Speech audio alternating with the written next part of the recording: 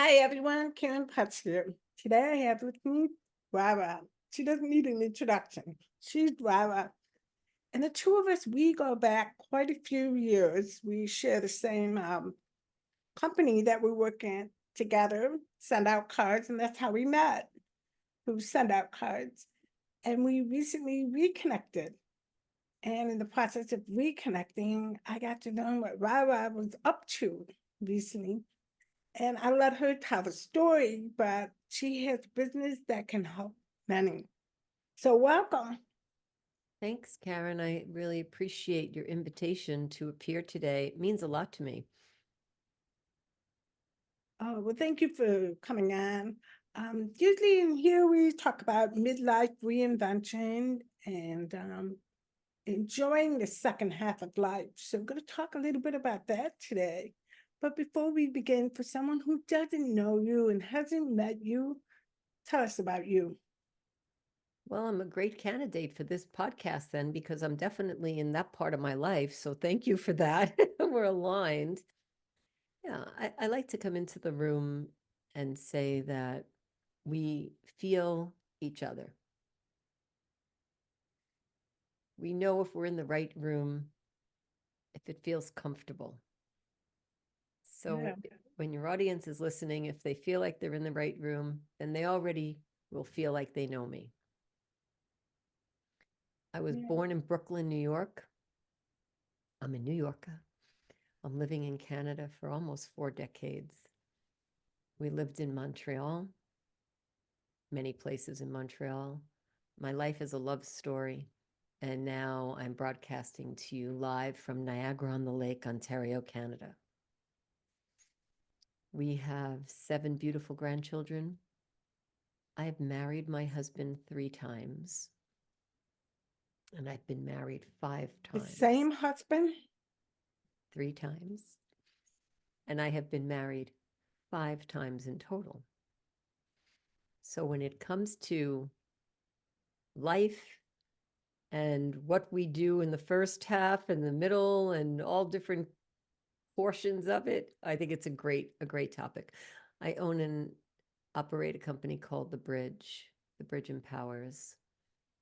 As you know, send out cards has been my passion for 15 years. I have a live show called The Gratitude Girls.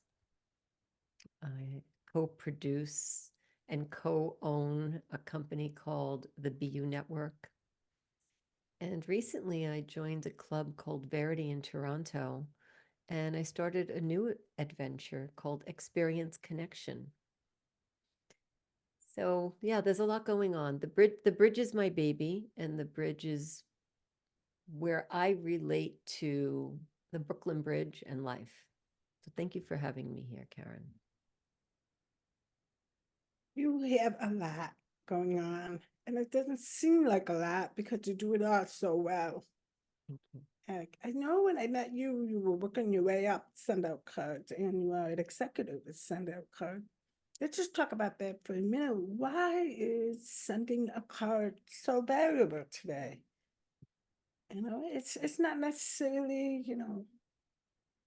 the product itself, but the act of gratitude, of reaching out, of connection. Tell us about that. Well, I'll tell you why I actually got started. When I was young, I used to write cards. I used to handwrite them. And I used to type. Oh my gosh, remember typewriters? I used to actually type on a typewriter, take the paper out, fold it, give it to my family, and then I graduated to cards. When I moved to Ontario, a lot of my patients, my clients, my friends, my family were elsewhere.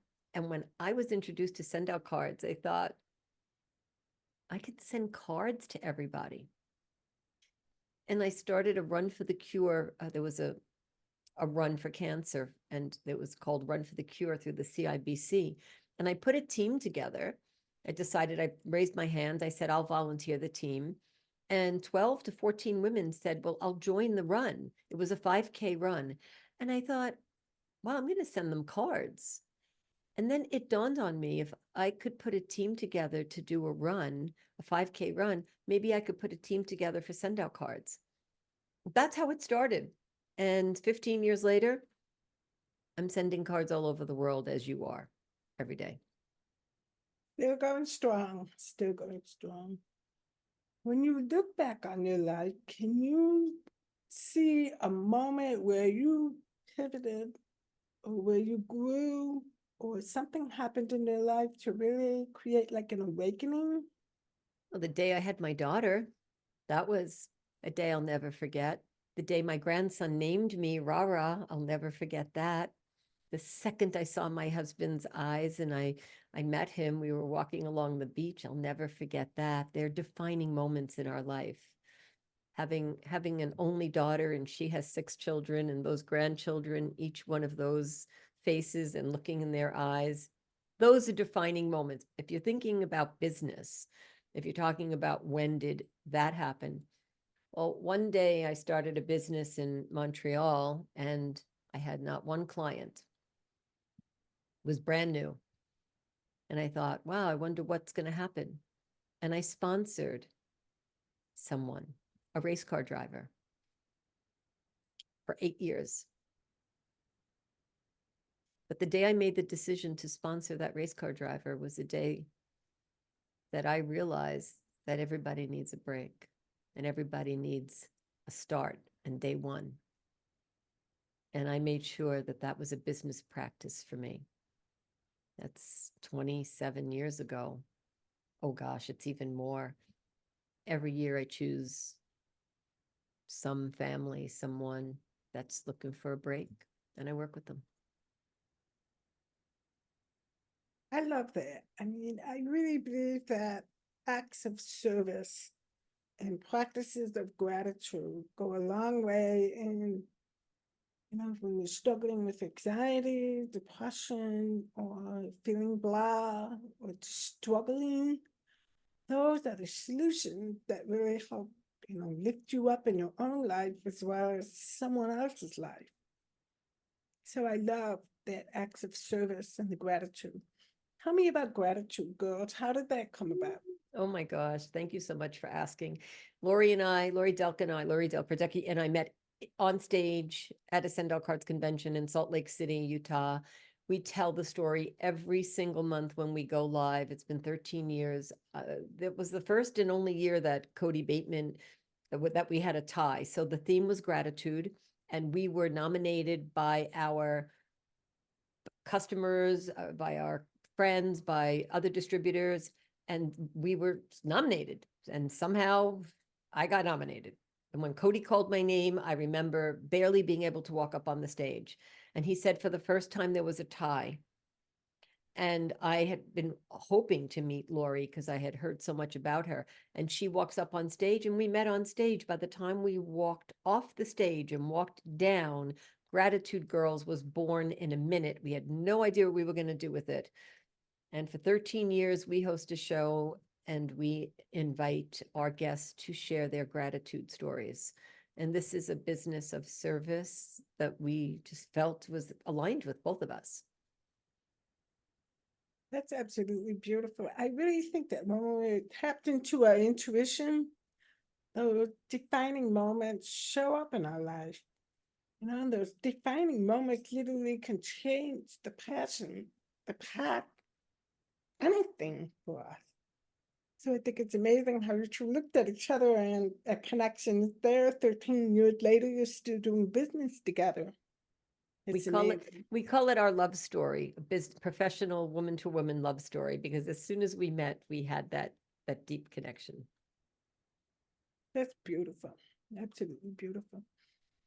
If you came across someone who feels like they're stuck in midlife, feels like they've been struggling for so long, feels like that there's no hope, what would you share with them? Let me see if I can tap into that for a second. I believe that self-care, and that's what it says on my Zoom right now. I believe that self-care is key for us. We talk about depression, if we talk about anxieties, I'll just mimic some of the words that you said. There are so many other, there's mental health issues, there are high, mid-level issues that come up. Sometimes we see people and we say, why is that person on the street begging for money? Why is that person living on the street? Why is that person dressed like that? Why is that person smell like that?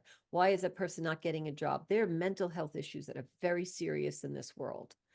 And sometimes people are living in that, and that's the best they can do. There is nothing that they can do about that. They are living their best life. So I say, first, do the best that we can for us without judgment about anything else. If I, God forbid, had to live off the land, because I say God forbid because we're in Canada, it would be freezing. But if we lived in a country where we could live off the land, so maybe I would be fortunate if we lived in this beautiful place, then I would learn how to live off the land. I would do the best I could, but there would be others who would do way better than me and some who wouldn't do as well as me. And I would hope that whatever crops I could sow, I would share with those around me, and those who had more would share with me. So I'm an advocate for self-care so that we can do the best in the situation that we are in without comparing and judgment. Because there are days that we feel like getting out of bed is a huge struggle. And there are days that we say, my feet are never going to hit the floor. I'm just flying around. I'm on my jet ski. I'm on my boat. I'm on my sailboat. I took out my wings and I decided to fly today. So I invite us to look at self-care no matter where we're at, but keep in mind that everybody's reality is different. I am really big on self-care, that's for sure. I mean, I really believe that we need to spend more time in a place where we can really take care of ourselves. Because when we take care of ourselves, we can take care of other people, at a higher level.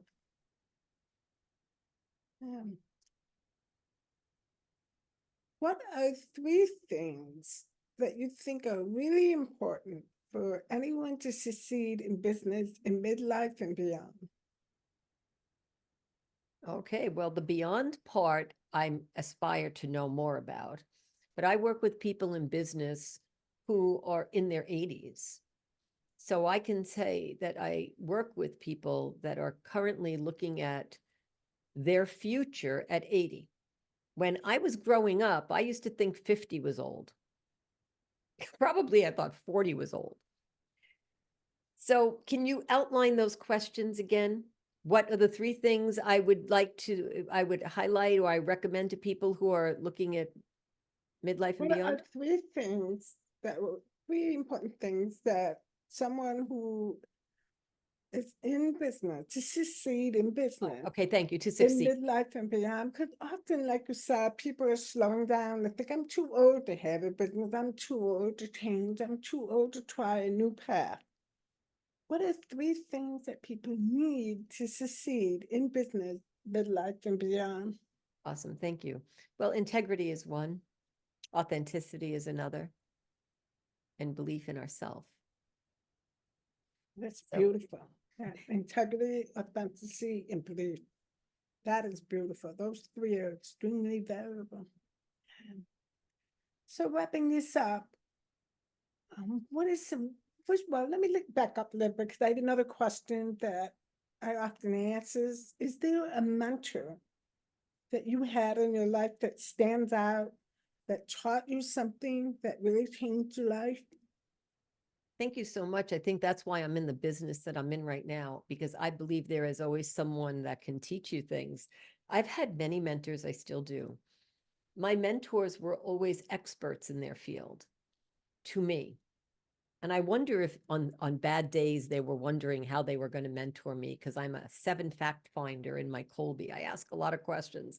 I wonder if there were days that I challenged them to be a better version of them. So there were mentors. When I was 13, I had a mentor, and those mentors, there was more than one, they were teachers in my school. And then as I got older, there were teachers in my school again that were my mentors, and I'm actually still friends with her today. And we both feel the same way about each other. She must have been in her 20s when I met her.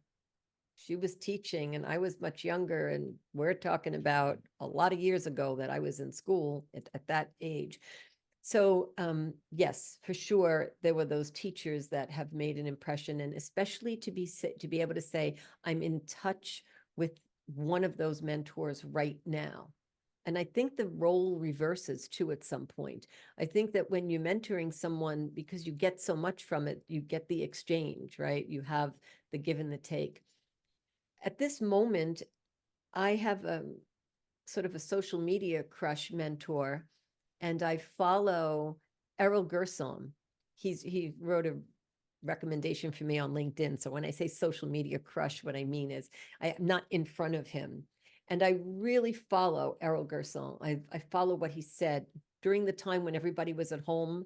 Remember those 2 years? I listened to his podcasts and I watched him on YouTube, and I listened to what he had to say and how he spoke. And Errol Gerson speaks from knowledge, and he is one of the best storytellers that I have ever listened to. And I listened to how Errol can talk about financing. I listened to one of his podcasts. He talked about money for 2 hours, and it was fascinating. And I listened to one of his interviews on the Feel Good podcast, and I listened to how he talked about his life. And I've had the personal honor and pleasure of being able to have an interview with Errol that I have never published, and I've kept it private. And I'm so grateful that he did Oh, that with me. So at this moment, I'm able to have a social media mentor, and I consider Errol a friend as well. it's a beautiful thing. Beautiful. So wrapping this up, is there a quote or a life lesson that you live by? I do. That's it. Those 2 words. I've been married 5 times, 3 times to my husband. The words I do are very important to me. Beautiful.